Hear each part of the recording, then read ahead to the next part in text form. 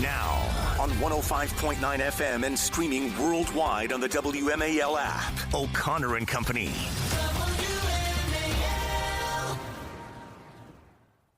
Good morning. It is 5:07 on News Talk 105.9 WMAL, where we are making sense of the news. Good morning to one and all. You're listening to O'Connor and Company. I'm Julie Gunlock, and Larry's here too, but he's hooking up, so he'll join us in just a second. Let's look at the guests we have coming up today. If I can get to that. At 6:05, Rob O'Donnell. My headphones were not working. I know. I was sort of going with it. Could not hear a dang thing you were saying. I was wondering why everyone was yelling at me. I was just getting to the guests. Sorry. Go ahead. On. No, you're great at it. Oh, come on. It's 6 a.m. Rob O'Donnell, former New York police officer, about the L.A. cops' response in L.A. and what they can do about it. 6:35 brings us Jane Hampton-Cook, presidential historian, new documentary. 7:05, Joe DeGeneva. 7:35, Newt Gingrich on the latest reconciliation drama. 8:05, Cully Stimson on the sanctuary city policies and what's going on in L.A. And then finally, Kurt Schlichter at 8:35, who was part of the National Guard response in California during their last riot. Well, not the last riot. Gee, it was like 5 riots ago when Kurt Schlichter, that was just the Rodney King thing, but I guess it was the biggest riot. It was the Roof Korean riots. So What a great lineup today. My gosh. Yes, we've got a lot to get. Well, because it's such a busy weekend to catch up to and get you launched into the latest news. First, L.A., it all began with ICE doing its job. Immigration control enforcement. Good God.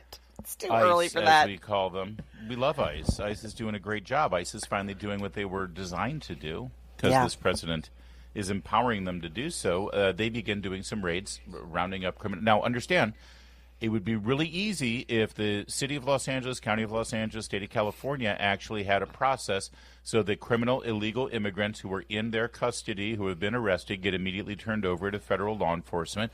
Whether there's a detainer or not, ICE should be able to pick up the phone and say, hey, you got one of our bad guys, we'll be over there, hang on to him. But they don't do that because they're a sanctuary city, sanctuary county, sanctuary state. So ICE has to go on their own independently into the neighborhood and try to get the people. And while they're getting people who are criminals, yes, they end up rounding up people who aren't necessarily criminals, although they did break the law by entering our country in the first place. What happened was ICE is doing their job.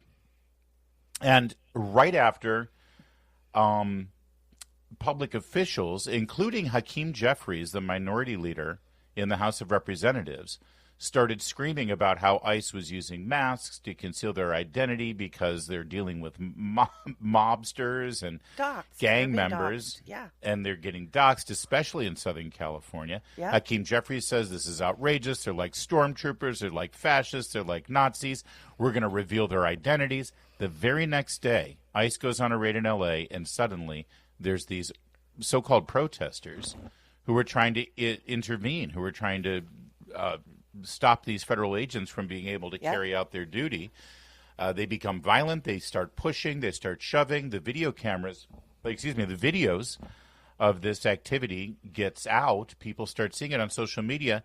And the mayor of Los Angeles and the governor of California, instead of saying, everybody calm down, stop interfering with federal law enforcement, let the cops do their job. Let ICE do their job. Any citizen who tries to intervene or get in the way will be prosecuted to the fullest extent of the law. We are a state and a city of laws and law and order. You may not like what federal law enforcement is doing. I don't even like what federal law enforcement is doing.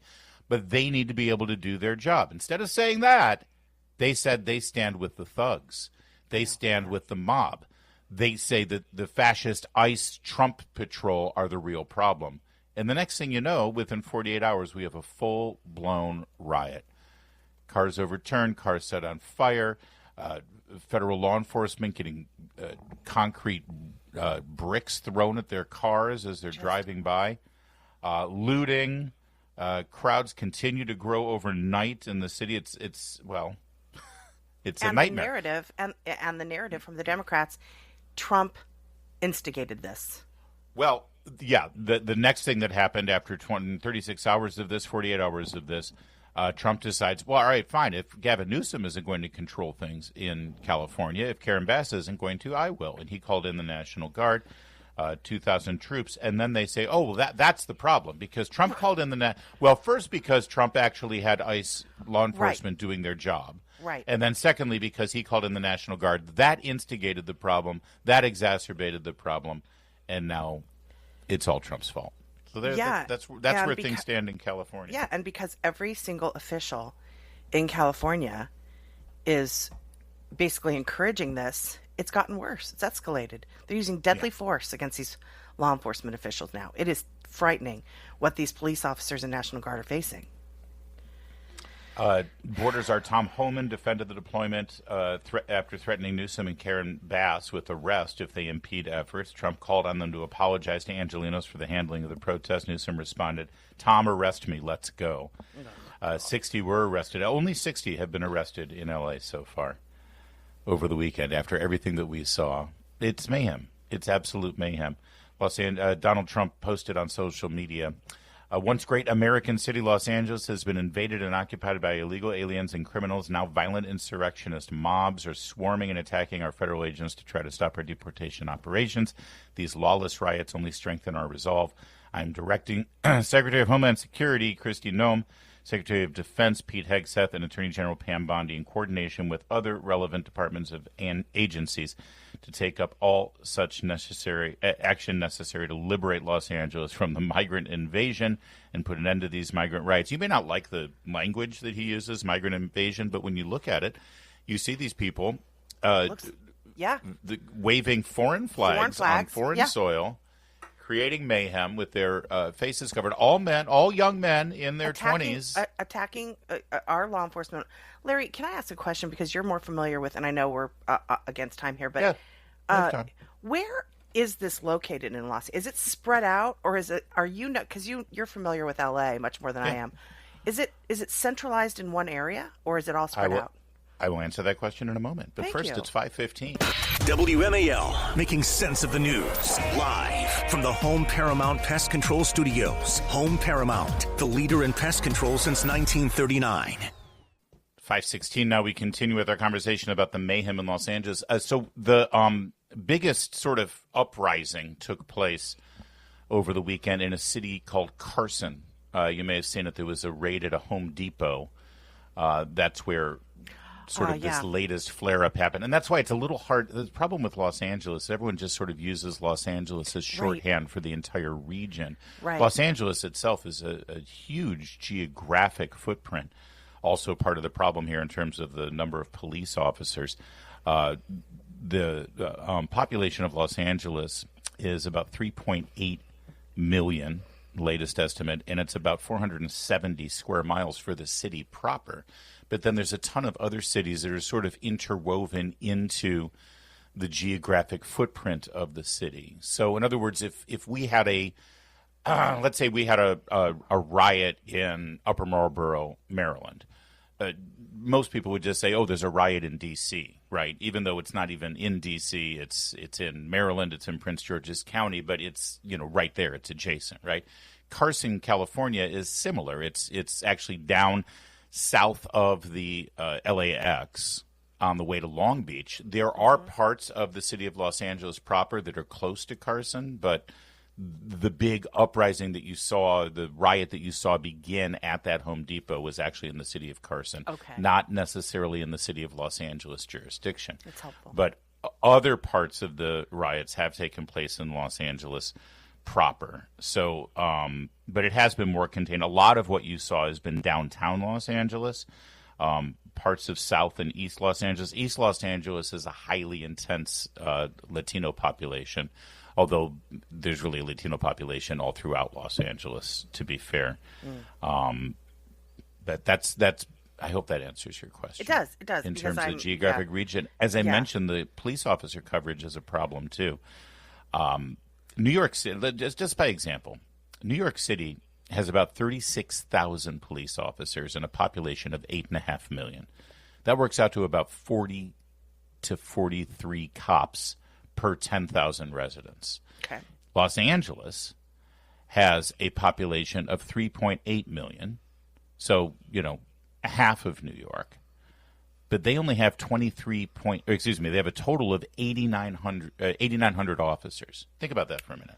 Wow. New York has 36,000 cops, and LA has 10,000 cops. Excuse me, under 10,000, 9,000 cops. And that's going to be dropping even more after this weekend. Yeah.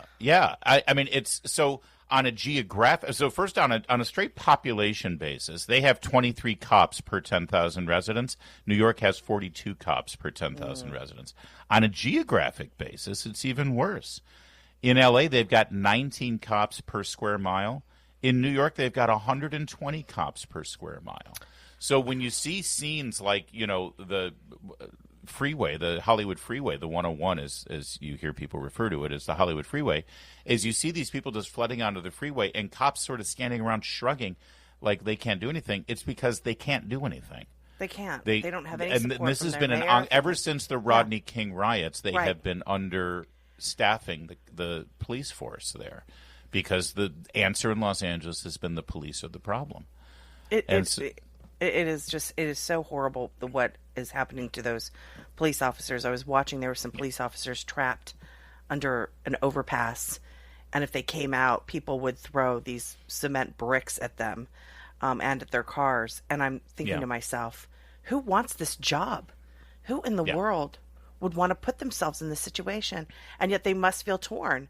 They probably don't want to leave the force. They don't want to leave their colleagues in the force. It's just a terrible situation for police officers in L.A. Yeah, and meanwhile, Gavin Newsom maintained that they have plenty of police. Everything's under control. For like 2 days, he was the meme of, the Leslie Nielsen from Police Squad saying, nothing to see here, everything's under control. That cartoon of the burning building and the person just sitting there calmly. Yes, exactly. The police officer situation is why we're going to have Rob O'Donnell coming on at 6:05. He's also going to talk. The LA police chief was saying incendiary things as well, basically all saying, we stand with our immigrant community. Yeah. Karen Bass, every public profile, we're going to fight for all Angelenos, regardless of when you got here, whether they have papers or not. We're a city of immigrants. We stand with these. So as criminals were being apprehended by law enforcement, federal law enforcement, every public official said, we stand with the people who are being apprehended. The bad guys are the cops. And the next thing you know, you've got mayhem in the streets. You don't have law and order. That's how this happens. Yes. Meanwhile, this is my favorite Gavin Newsom post. Los Angeles, don't take Trump's bait. Trump wants chaos, and he's instigated violence. Those who assault law enforcement or cause property damage will risk arrest. Stay peaceful. What do you mean stay peaceful? This is after days of violence. And now it's suddenly don't give Trump what he wants.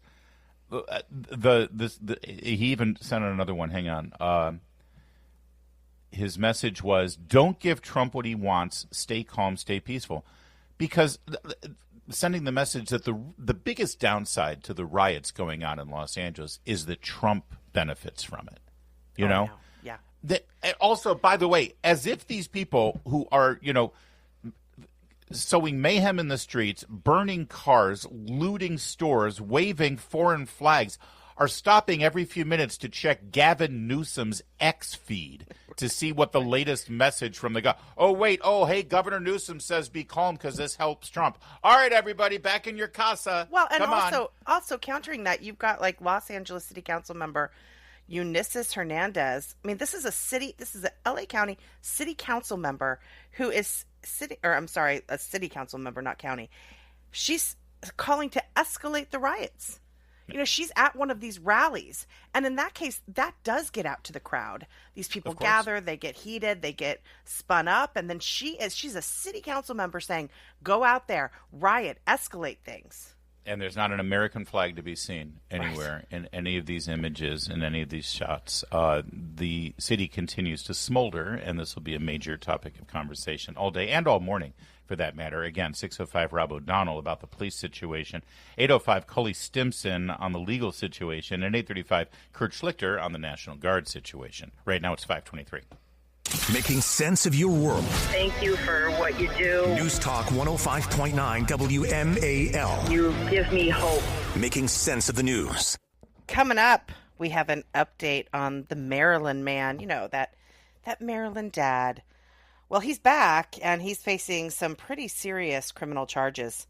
We'll give you an update. Keep it here. It's 5:30. WMAL-FM, Woodbridge, Washington, a Cumulus media station. Making sense of the news. News Talk 105.9. News now. Now on 105.9 FM and streaming worldwide on the WMAL app. O'Connor and Company.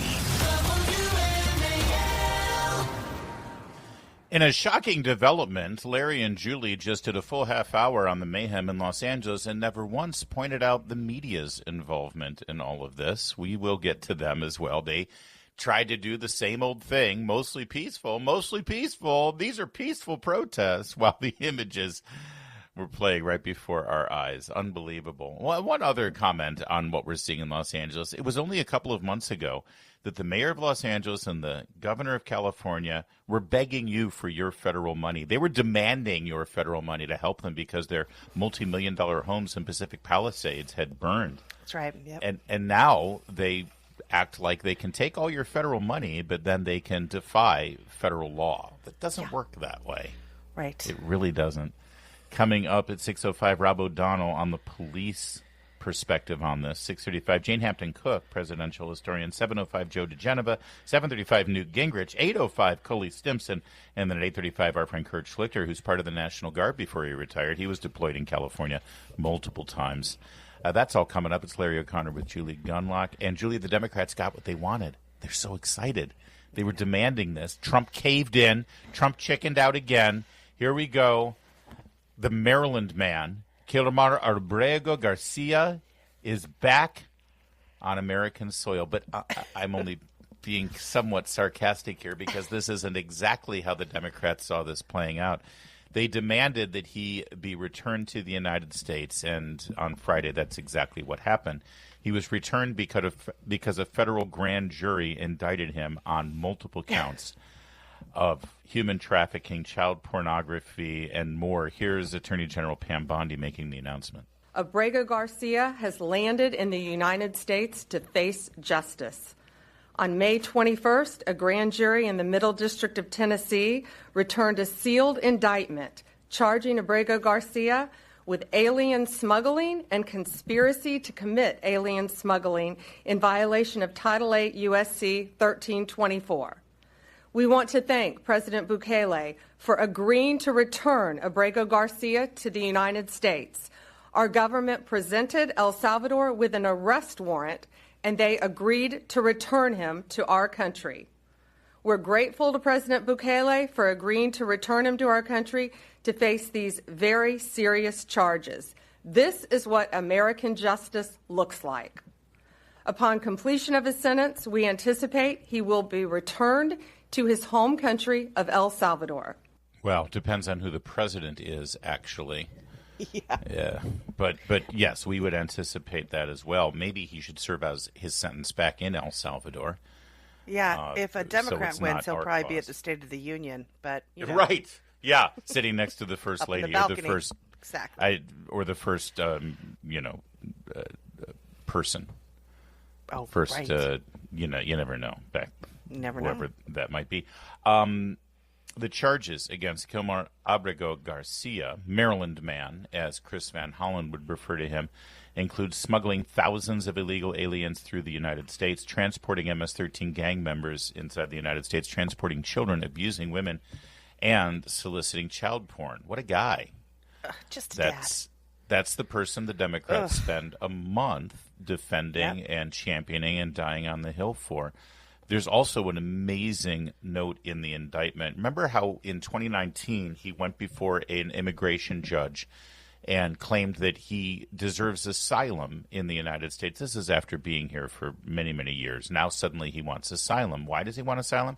Because if he goes back to El Salvador, the 18th Street gang will find him and murder him. Doesn't exist anymore. At the time they did, though. Sure. Well, it turns out in this indictment, it's noted that when he was in El Salvador, he was a member of MS-13, and he murdered an 18th Street gang member's mother. That's why should he be returned to El Salvador, 18th Street gang might be looking for him I want to because pop him off. Yeah, because he killed a lady. So we're supposed to intervene there. In 2019, of course, that was the argument that was made. Let's not forget how the media referred to this guy and covered this guy for weeks and weeks and weeks. Take a listen. MRC has put this together for us. Kilmar Abrego Garcia. He's a legal resident. He's a Maryland father. He's a green card holder, originally from El Salvador. Like this man that had temporary protective status. He had temporary protected status. You know, they had someone who was lawfully in the United States. Mr. Garcia, who is the Maryland father. Garcia has lived and worked here legally. He had an active order that he could not be removed or deported. Abrego Garcia, who is married to a U.S. citizen, was in the U.S. Lawfully. They got the wrong guy. He was here legally, and he's being treated like this. They made a mistake and just deported the wrong person, a Maryland father who was legally here. There you go. Maryland father, Maryland guy. There were some influencers out there talking about this glowingly, how he's back. He's back because they hadn't read.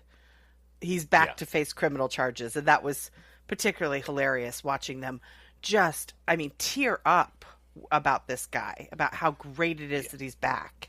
Oh, the media jumped right on board again with it. The New York Times, all of them calling him Maryland, as if they had learned nothing at all. It was just the knee-jerk. The Maryland man is back. Haven't seen Chris Van Hollen's statement on this yet, although many Democrats said, this was never about him. It was about the due process. It was about the process. It was really all about due process. We never championed him. We never said that he was a great guy. We don't like this guy. Yeah, no, they love this guy. And again, as we see this play out in Los Angeles now too, there's one political party here who has spent all of their time and all of their energy defending criminals from foreign countries. And those criminals from foreign countries are the ones who are burning down our cities. We literally see it before our very eyes, and they still continue to double down and say the problem, as always, when they say the problem is Trump, what they're saying is the problem is you. The problem is you for voting for Trump and for demanding law and order and justice in this country, the laws that have been passed to be applied so that we can have a civilized community. That's their problem, and that's who they're standing up for. It's 5:43. WMAL, making sense of social media because big tech can't be trusted. Download the WMAL app to stream us for free. You see these ICE raids and the riots in Los Angeles. You hear the story of the Maryland man, Abrego Garcia, being returned after the... if Chris Van Hollen and the media hadn't made a hero out of this guy, the Justice Department probably wouldn't have done such a thorough job investigating his behavior. This guy is like, seriously, leave me Chris alone. Van Hollen, you and your margarita, salt-rimmed margarita, need to go away. Meanwhile, his wife is probably thrilled.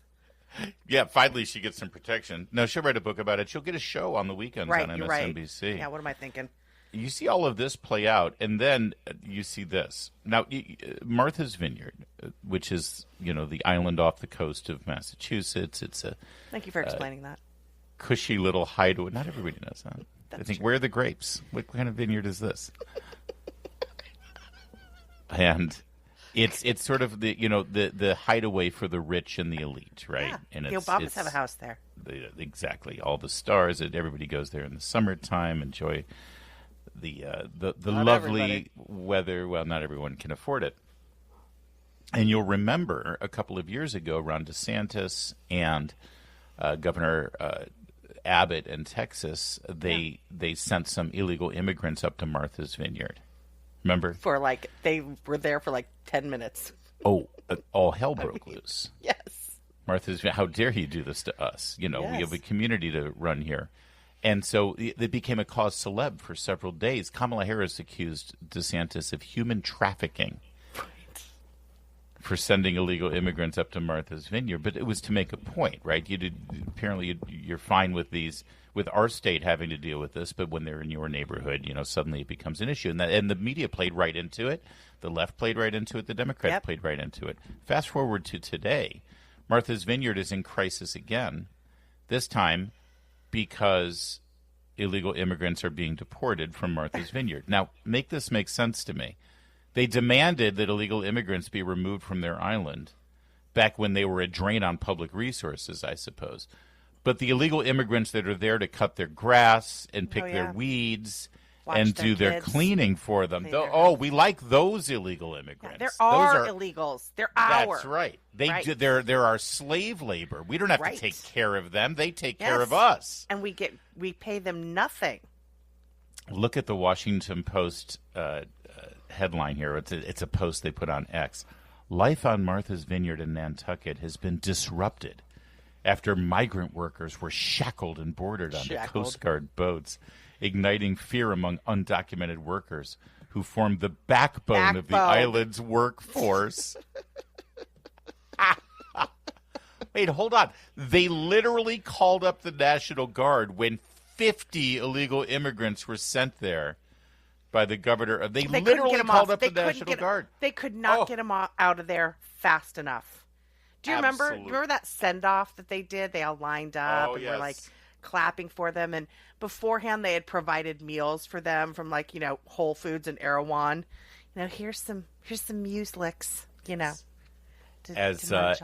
As Stephen Miller from, not the Stephen Miller who works in the White House, but the media critic who works at Spectator said, won't somebody think of the people on Martha's Vineyard who might have to do their own dishes now?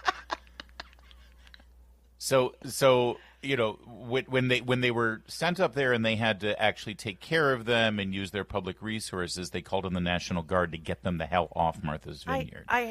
Now ICE is doing their job and they're freaking out. I have never wanted to go to Martha's Vineyard, but now I do, just to watch Blaze try to figure out how to work the lawnmower. Honestly, Blaze. I just tried to pick a Nantucket or Martha Stewart name. Buffy, do the dishes. What? Don't we just throw these out and get a new set tomorrow? That's what we do. That's it. That's what we do. It's 5:52.